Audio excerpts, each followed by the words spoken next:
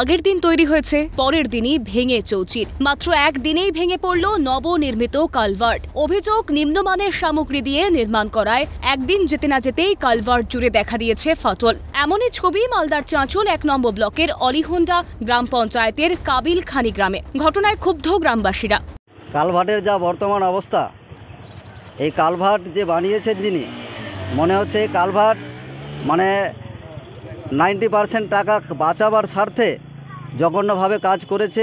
আমাদের উপপ্রধান ছিল যেদিন কাজ হয়েছিল কিনা, সেদিন আমাদের উপপ্রধান ছিল, এখানের সিপিএমের আমাদের উপপ্রধান আছে এবং ওর সাথে বেশ কিছুজন ছিল যারা কাজটা নিজে থেকে করেছে। ঠিক আছে, আমরা ছিলাম না সেদিন। থাকার পর আজকে এসে দেখছি যে আজকে কাজ ওইরকম, মানে কালভার্টটা ফেটে গেছে।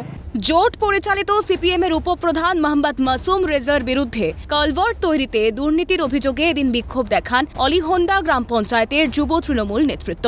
অভিযোগ মানতে নারাজ উপপ্রধান।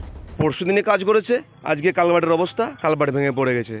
সেই কালভার্ট জোট পরিচালিত অঞ্চলে উপপ্রধানের নেতৃত্বে নিম্নমানের সামগ্রী দিয়ে এবং কোনো রড ছাড়াই এই কালভার্ট তৈরি করা হয়েছে। এখানে তৃণমূলের কিছু ছেলে আছে যারা সমস্ত সময় যে সিপিআইএম থেকে যেহেতু জিতেছি, কুলসিত করার জন্য আমরা স্বচ্ছভাবে চালানোর চেষ্টা করি এবং তারা চায় না যে স্বচ্ছভাবে চলুক। নিম্নমানের সামগ্রী ব্যবহারের অভিযোগ, নিম্নমানের কাজ, অভিযোগ নতুন কিছু নয়। তবু রাজনীতির লোকেরা সচেতন হচ্ছে কোথায়? মালদা থেকে অভিষেক সাহার রিপোর্ট, ক্যালকাটা নিউজ।